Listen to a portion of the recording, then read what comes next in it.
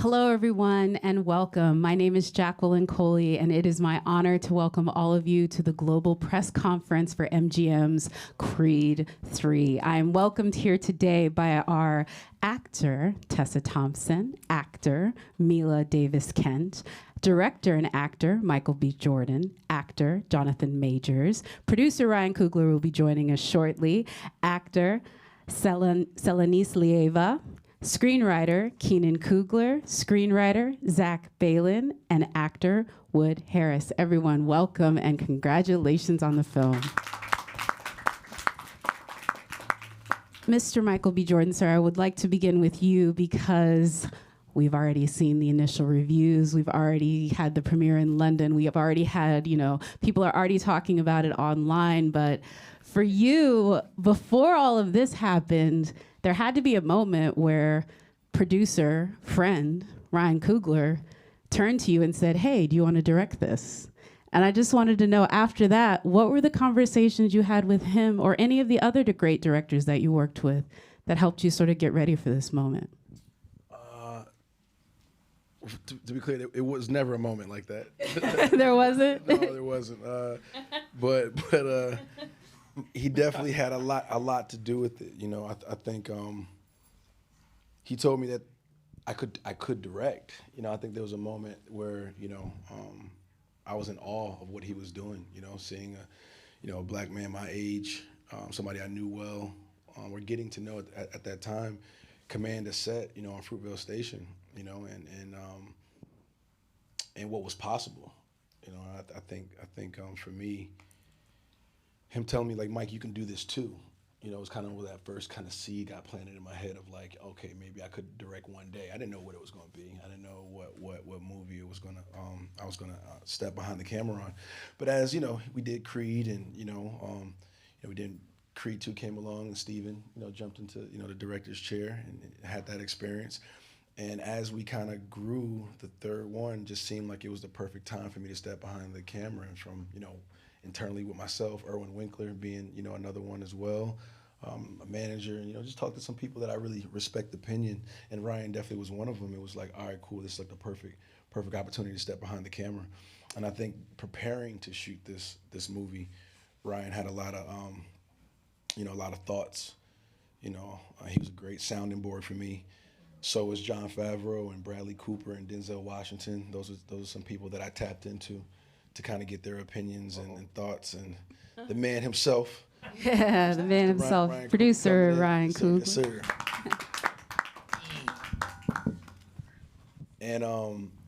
And yeah, just people that I really wanted to talk to actor directors. Knowing that was going to be a big challenge for me to being behind the camera and in front of the camera simultaneously.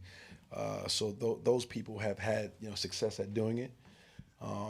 Sometimes their first project being that as well. So that really helped inform me on what to expect, even though there was nothing that anybody could really tell me to prepare me for what the journey was going to be like. It was one of those things you got to live it and get through it. And the hardest thing I've had to do so far, but at the same time, I felt the most alive doing it. So it was rewarding. Well, so what I'm hearing is we're going to see this again, another directed by Michael B. Jordan. This is already like tapped that sort of bug, as it were. I think so. I think so. I can say that, yeah, for sure. I like that. That's a good bug to tap. Again, everybody's already talking about it. Also, if you're going to do this type of thing, it's almost like going into a battle. Of course, you would want to have one of, somebody that you've been to battle in before alongside. And obviously, I think in our interview recently, Tessa mentioned you guys were not kids, but you were kids when you first started this, and you've moved further. I would just ask you, Tessa, you're in the unique position where you've now been directed by each of these different directors with Bianca. But with this one, what do you think about the colors that you guys brought to her in this chapter? Is a different look from her where she is in her career, their relationship? What would you say, Michael's direction? How did you guys approach it differently than even what you did with Steven or Ryan?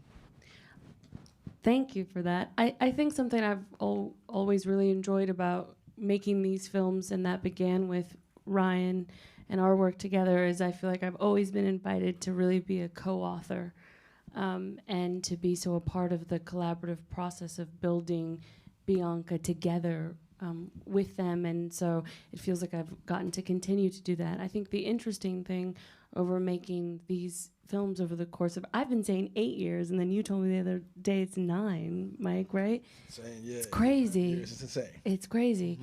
I think the thing that I have finding so fascinating is the ways in which our growth, our personal growth as people, gets to be communicated inside of the characters in a way, and that is a very unique thing. I mean, we're separate in a way, but I think some of the things that our characters are contending with, and some of the things that Mike and I are contending with personally, we get to explore in the context of these films. And I think that's something that is really a gift. I think you're always hoping to get to make films and to be working on something that is also tasking you to ask questions of yourself. And I think in terms of some of the things that we're unpacking in this, which has to do with like, what does it look like to have successful partnership inside of your dreams? That's definitely a question we ask ourselves.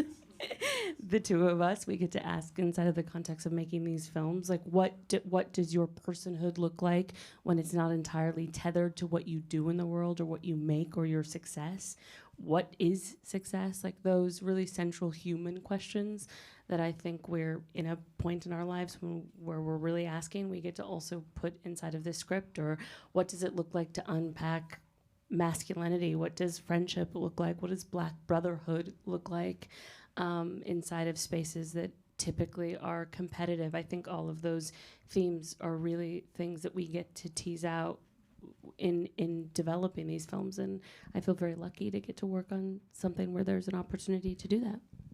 And we're really lucky we get to watch it. Like, I'm not gonna lie, just listening to you talk about just the idea of being able to have a relationship on screen in chapters like that, it's just really blessed. And like, again, with Black characters, we don't really get that very often. So it's amazing.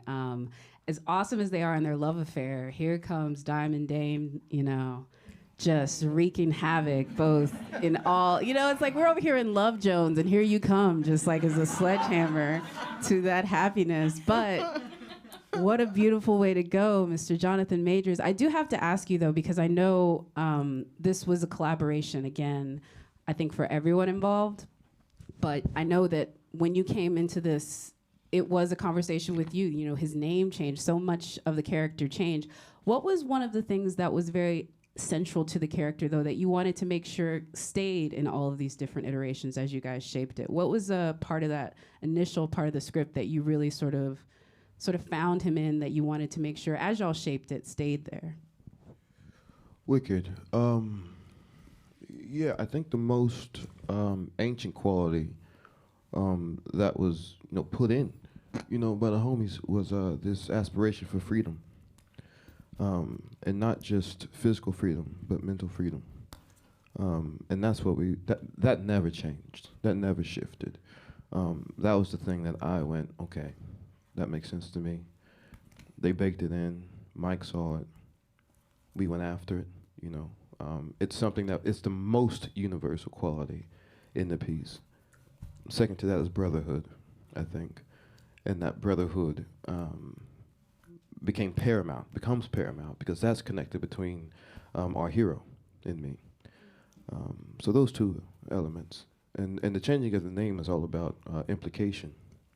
The idea that, for those of you who don't know, what was Brandon, let's ask the homie, what was Brandon's last name at first? We gave him like a generic one. Generic name. Yeah. So his name was Brandon. And then Mike came and said, oh, Dame, okay, Dame, all right, let's roll, Damien. And then whatever that generic last name was, it was up in the air to be changed potentially. And I said, well, how about Anderson? And Anderson is my maternal last name. It's my mother's last name. And that had to do with implication. I can't tell you, one of the highlights of the experience was when Mike said yes to that. And then when I walked in, the day of fighting, and yeah, we've done all our prep, and but still, I'm in a Rocky movie, I'm in a Creed movie, I'm about to fight like B. Jordan. It's on, you know what I mean? You're a little nervous. There's a little something going on, but you look out there and you see, Adonis, and you see Anderson, and that type of implication, that type of like, oh, we're here now. This is me. This is us. You know, that was a huge gift from my director, and just kept the process more emboldened. Yeah. Yeah, that's again, those little touches really just make the film that more richer when you watch just how much you destroy him throughout it. We do have an audience here today, and so I want to turn it to all of you if you have any questions. It makes it just much better. Yes, we're gonna. There's a microphone though, so we're just gonna wait 1 second for the microphone to get to her in this front row. Yes, thank you. Go ahead and say your name, outlet. Thank you. Hi, Nikki Fowler, Glitter Magazine. My question's for Tessa. Loved your portrayal in this film. How did you balance the strength and the delicateness of your character? Oh, that's such an interesting question. I actually was really interested in this time around getting to see a softening from her. I think something that's always been interesting, and I remember Ryan and I would have conversations on the first one, was like chipping away at this exterior that was outwardly very, very tough and guarded in a way. And I think over the course of the films we've seen that soften. I think motherhood is something that has softened her tremendously. But I felt very grateful because there was an idea that I had to Mike, of him saying to Bianca, that your emotions, for example, come so easy to you, and this idea of her actually being like, no, it's actually challenging. This is challenging for me. It's not easy for me. And I think so often there is this idea, particularly of Black womanhood, that has to do with strength, that we are the pillars of our community, that we are the backbones of our family, that we lift our men up, and that's beautiful. And that is very often true. And also it is not hard-earned, and it's not easy. And I really wanted her to have the opportunity to say that. And I felt very grateful that Mike felt open to it. And, I was like, can I try this? And that it gets to exist in the film, because for me, I feel like that is, it feels like an honest portrayal of her that she gets to also unravel some. Thank you. Yeah. Great question. I'm going to go right here. Yes. There's a microphone right behind you. Hello, everybody. My question is for Michael Jordan. Visually, great job, by the way. I'm still floored by the visuals, especially the visuals of the movie. The shot of the movie is when before Dame's fight, you just talked to him. You're on the left side, outside of his locker room. He's on the right side, and the lighting, the framing, the colors. Okay, we got to get to a question, sweetie. I appreciate it. Keep going. I know he's like, I'm not that I don't want you to get a big head. I do, but we also have a time thing here. I'll come talk to him afterwards. I like that scene too, man. Yeah, I want to hear more. Sorry. How can you tell us a little bit how important it was to be able to bring all these visuals to the story and create your own kind of flavor with the visuals in the movie? Yeah. First of all, thank you, man. Appreciate that. It was I think something the first time directing, or you're in your head thinking about, all right, what's your style going to be? You overthink yourself, going into it. Trying to create your own visual language, and say I'm following Ryan and Steven. Oh man, I gotta do this, I gotta do that. I think there's a little bit of that you spin in your head a little bit, and I think something that you start to realize is that it's just showing up and being honest every day, and then slowly your style will start to shape itself. I can't even tell you what it is right now, but at the movie's done and finished with, I think that is a representation of just my truth.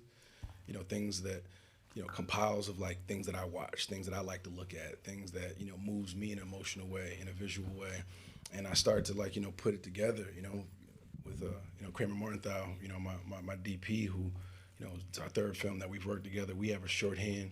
He understands the vision, what I'm trying to accomplish, and then me taking swings. There's some scenes and shots in the movie that I've dreamt about. Literally, I've dreamt about. I've imagined, daydreamed in my head, and when you see it on screen, I'm like, oh man, that's the type of gratification that you get out of that is It's crazy. So, I mean, to just, I guess, simply answer the question, you know, I just think it's a reflection of things that I think moves me and I think tells the truth, you know, and it's what's necessary and needed for the moment. And that was one of those moments. Can I just ask this as a follow-up, because I've watched a lot of your interviews. If you did a director's commentary on just anime influences, could you do the entire movie? About 70% of it, if I 70% of it. As I literally am not even that big of an anime head, and I was like, Crunchyroll needs to pay for director commentary track at some point. Even not intentionally, like this, I could find the correlation between the two for sure. The story, bro. Yeah, it's amazing. The visuals are amazing, though. I would say in the best way possible, just the way you would say the same thing watching a Tarantino movie and Kung Fu elements. It's really, yeah, it's visually. Right here, and then we're going to go to our virtual questions. Yes, right here. Hello, congratulations on the film. First of all, thank you for putting a Mexican-American finally in a boxing movie. There's so many greats that we've never seen. And secondly, this film is so tight as far as visually, there's no downtime. I actually forgot to go to the bathroom because I had to go, but I didn't have time.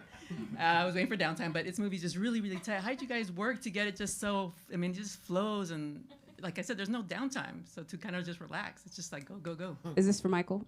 Michael and Ryan, how'd you work with the editors? Yeah. I'm still learning how to answer these questions. I think, you know, you write one movie, you shoot one movie, and you edit one movie. You know, I think the movie starts to tell you what it needs, and that's something I've learned, you know, on this process. You know, there's scenes that are on the editing room floor that I mean, had to be ripped from my fingers. But at the end of the day, does, you know, when you're worried about runtime and, you know, pace, and you're listening to, you know, test screenings and, you know, cars and how people feel about certain things that are, you know, it starts to take a life of its own, and you have to give it what it needs in order to be the best version of it. So I think, you know, and then, you know, sometimes I hit Ryan in the middle of the night. Hey, man, you know, what about this? I mean, are you sure? Do I not need it? Do I not need it? Okay, you sure? You sure? Okay, you know, and getting that reassurance to somebody who's been through that process before. You know, writing his baby, you know, making his baby, and then having to, you know, kill his darlings in certain areas is not an easy thing. So like getting that emotional support was extremely helpful. And getting a closer, unbiased eye, you know what I'm saying? That's not too close to it, you know, was extremely helpful. And then, yeah, you know, the visuals are just, it's just a reflection of things that I love and I like to see. And I was curious that if other people might be able, if they saw them, would they feel the same way? And hearing you guys' response and reaction is validating that.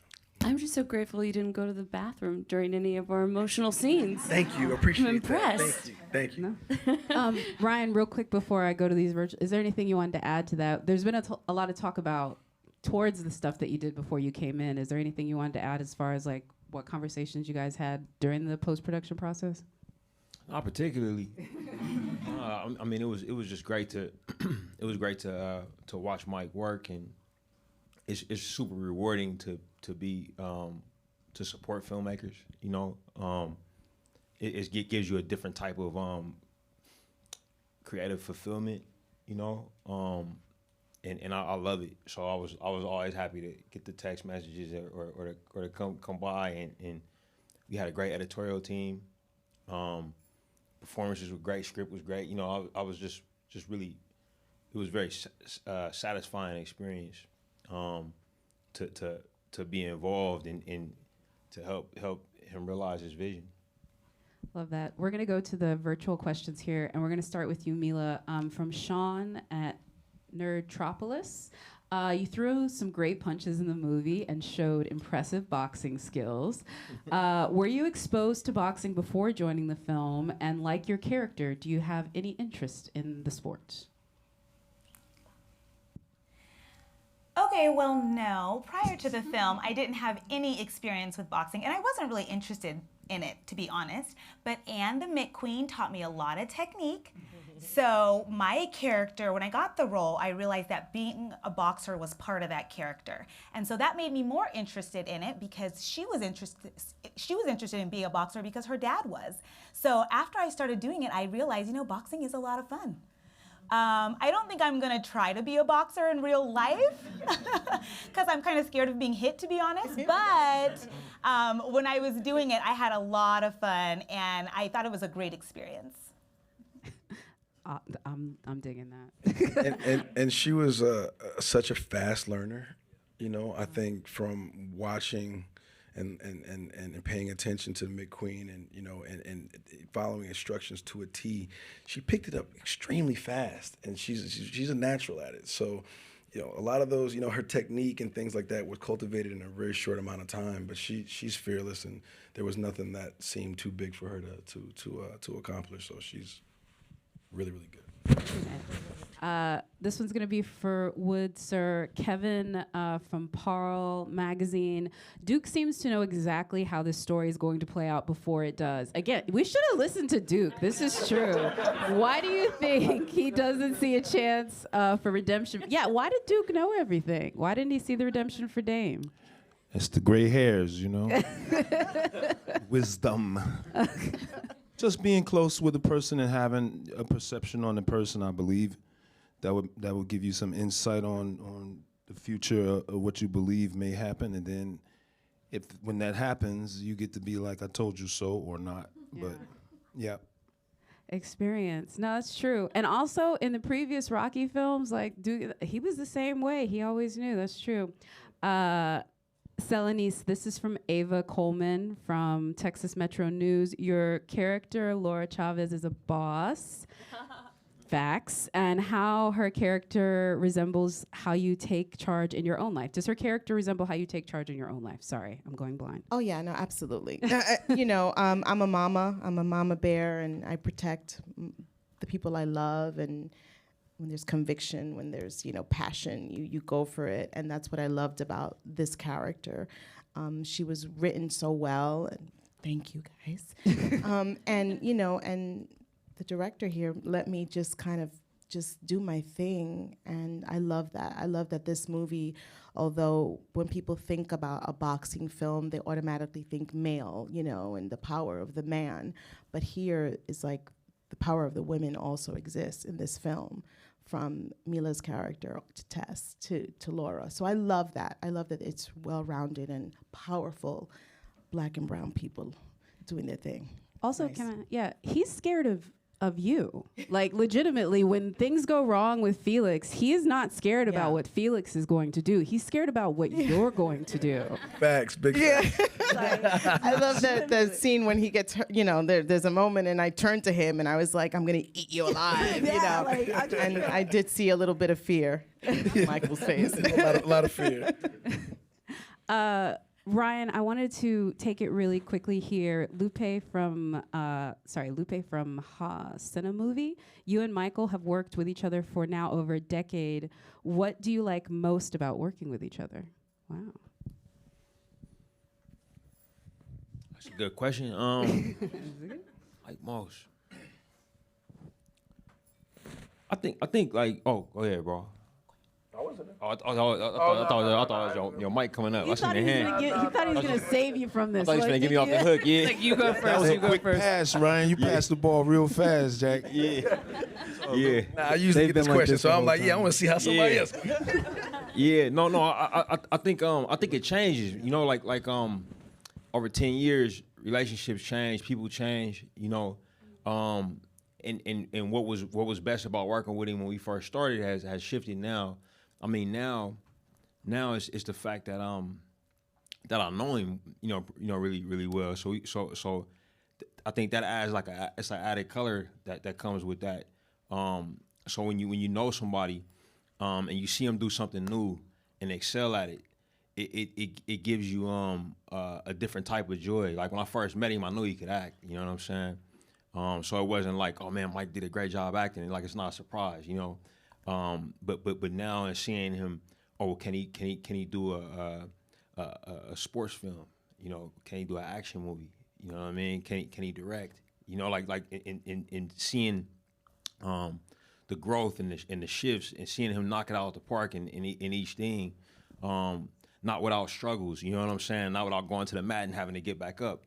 It's a really it's a really, really, like, I keep using this word, but it's like satisfying, it's rewarding, you know, it's affirming.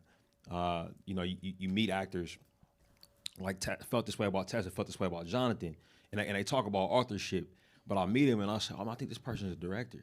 You know what I'm saying? Like they're acting now, but I can see a world where, you know, it's directed by Tessa Thompson, or directed by Jonathan Majors. You know what I'm saying? And me, as a filmmaker, I get excited about these movies because I want to watch them. You know what I'm saying? Like and so like to see this happen and it be affirmed, that suspicion I had about this creative, you know, 10 years later, it's like, oh yeah, he had it in him. Man, it's fantastic, and to be a part of it, man, forget about it. You know. That's maybe you need to be a talent scout like everywhere now. Like seriously, like I mean, that's a little bit of being a director. You gotta be a little bit of a scout. You know what I mean? Like, but pretty good track record, like. Legit. Zach and Keenan, this one's for you. I don't have a person that this is from, but I want to make sure that I ask you guys what. I wish I could tell you. What was the inspiration for this story, and how did you tackle this chapter of Adonis' story? Zach, I'll start with you. Inspiration. I mean, it was a very collaborative scriptwriting process, and I think the inspiration came from a lot of places. You know, it came from talking to Michael about what the next chapter of Adonis' life that he wanted to explore, and Bianca, and it came from from talking to Ryan about what was happening in all of our lives that we thought we could get out and really put into this movie. And then Keenan and I had this pretty amazing collaboration where we got to really just talk about what we thought was possible in a movie like this, and how we could make it personal for everyone involved. And I think that getting to work, there are not that many like franchises or films of this caliber where you get to work with these kind of actors and actually like make a movie that's about something. And that, for me, that was the most exciting part, was that like, oh yes, like all the exciting elements of the boxing and the inspirational story was going to be there, but also like these characters are so deep and dynamic, and we really got to explore a lot of things that was like, it's pretty rare in a movie of this scale, I think. I want to tweak yours. That's why I wanted Zach to go first, because you saw Ryan go through the first Creed. You probably were maybe texting him a day when he was writing it, before it was even going to be a reality, before they'd even pitched it.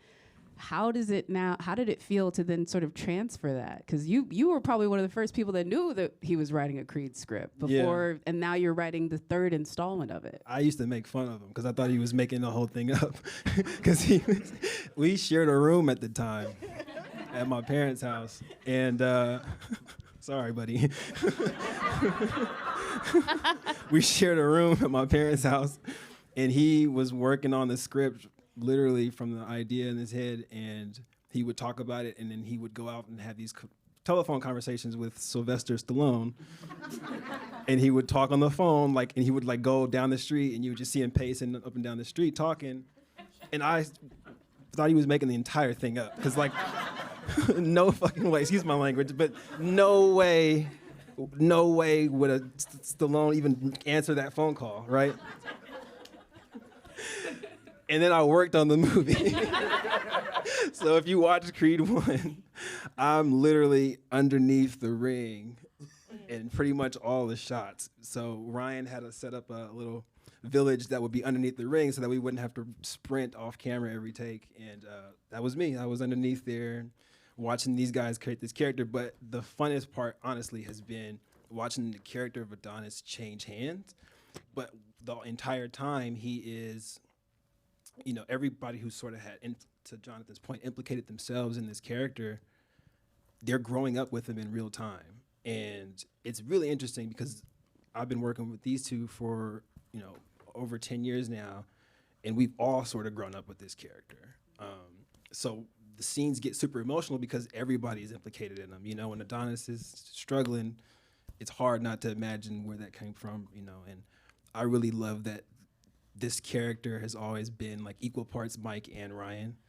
And Mike's been a big brother to me from day one, but to now sort of be tethered by this actual character that people respond to just makes it that much more fun to write the character.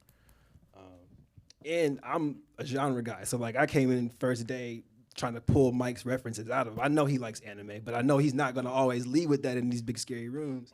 I was the one that was like, no, tell him it was from episode this of this, and we liked it, and we want to put this in the movie, and we believed in it. And This is some real nerdy stuff. I'm Y'all not need to getting know off the it. Zoom until they know what episode of Dragon Ball Z we're doing.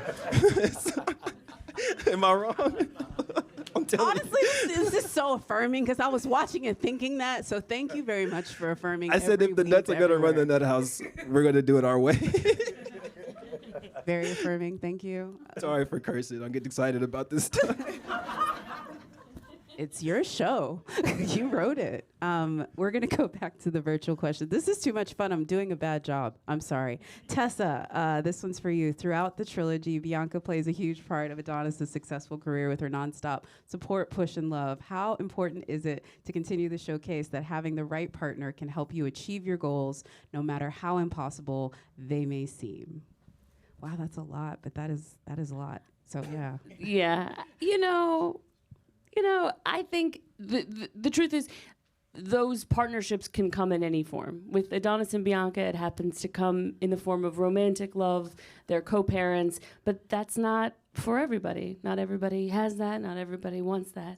I think the thing that I love about these films so much, and particularly in the first one, you really get to see Rocky and Adonis and Bianca make a little chosen family, and that is the reality for a lot of folks. And so I think what I love about these films is they're about relationships, the relationship between mentor and mentee, the relationship between father and son, whether chosen or blood, the relationship between parents, the relationship between, folks that have history that can stand to learn from each other and unpack their trauma. So I love that I get to exist in this with Mike, and that we get to push each other and love each other in the context of these films and individually as friends. But I think it's really about whoever your partner is, whoever is in the ring, the proverbial ring with you, and that can take on so many forms. And sometimes it's just you in the ring alone, and that's okay too. Like sometimes it's gonna be that. And that's what I love about these films. Love that. Man, that's so good. And then there's a shot in the movie where it's just them in the ring alone. Wow, that's amazing parallels. Thank you very much. Keenan wrote that for me. I mean, seriously. Christopher Gallarado from Hollywood Handle has for Jonathan, as Dame Anderson, and you inject a lot of physical and emotional energy into making your character unique to Creed's family history as well as the overall story. Were there any aspirations or inspirations you had for the character once you were solidified for the film? So I guess, did you have anybody that you were pulling from to shape the character? Yeah. Do you want to talk about them? Yeah. In a nutshell, first and foremost, I was my stepfather. That idea of freedom I spoke about earlier. My stepdad was locked up 15 years before he got with my mom and then raised me up. The ankle monitor situation, the PO, there's a box at the house. Like, I was the kid that was like trying to make sure Dad got home on time, before the parole officer got to the crib, and I watched it.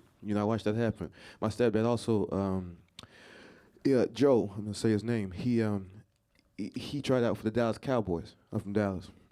It made it to almost made it to the Cowboys. He was in the second round, right?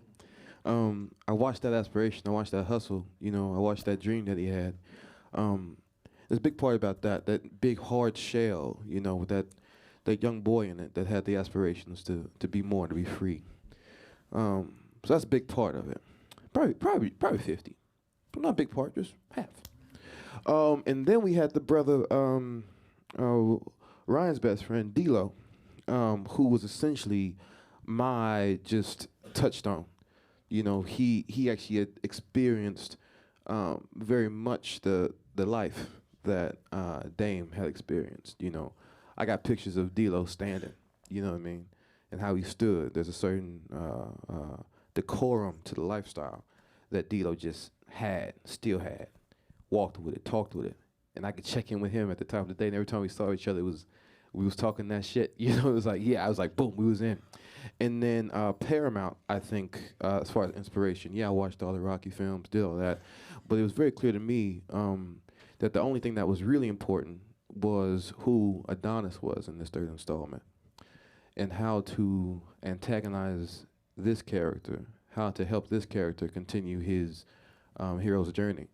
And so I studied Adonis, and I studied Mike, and I saw everything I saw his values, and us being brothers, you know, being close friends, how our values had to be similar, and how we went after it had to be different. And so that is a lot of the film is all relational for Dame.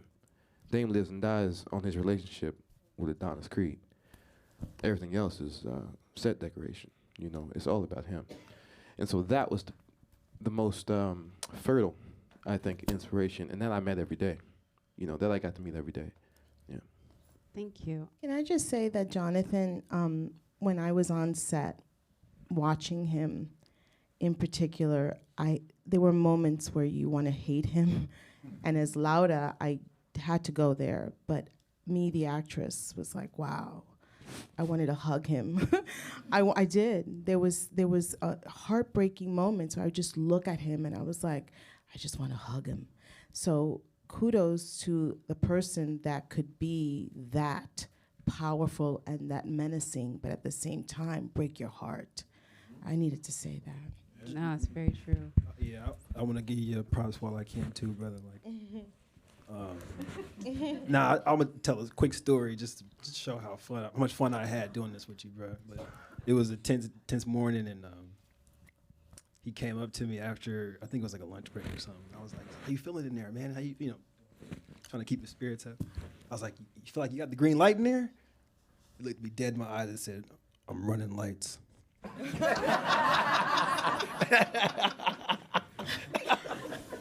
Yeah, that sounds right. and I walked away and I said, "He got it from here." I mean, if that is not the most Dame sentence out there, though, that is in the character, man. Facts. Okay, last question for you, Michael, sir. Lena Licaro from the LA Weekly asked, this is a true LA story.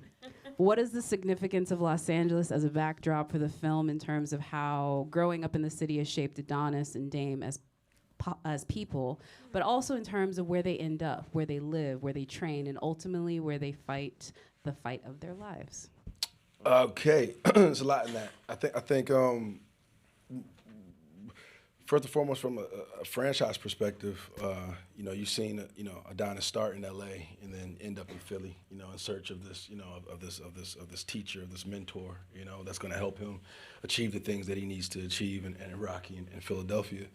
And, you know, having the second film be mostly in Philly, you know, and then, you know, a little bit in Los Angeles, and then we end up in Russia. We never really had a chance to really establish Adonis' home. You know, what's his home base, what really shaped him. And since we were kind of treating this like an origin story, you know, and a sequel and a trilogy all kind of in one, we thought it was like important to make L.A. a character, you know, a homecoming of sorts. And then you break it down further of like, okay, cool, you know, what childhood trauma did they share? You know, what was his first protector? You know, who was his first, you know, product? We're products of our environments. So we leaned into the reality of those environments. You know, be from Crenshaw. You know, Adonis. You know, kind of Baldwin Hills-ish. You know, Beverly Bel Air-ish. You know, and that type of area that you know that. Where black families lived and thrived, you know, that had money. Where would Apollo Creed be at, you know? And we talked through those things. And then we started thinking about, you know, just, you know, what iconic environments do we want to put these two guys in in the form of montages, or, you know, when driving down the street, what familiar places that aren't oversaturated when you think of LA and Hollywood. Sometimes those could be a little bit cheesy when it comes to films, you know what I mean? Like we're not going down the Hollywood Walk of Fame and this and that, and you know, and certain areas that are very familiar to LA, but what hasn't been photographed before, what parts of LA that you don't really see on film and television. So that was a challenge to kind of find those places.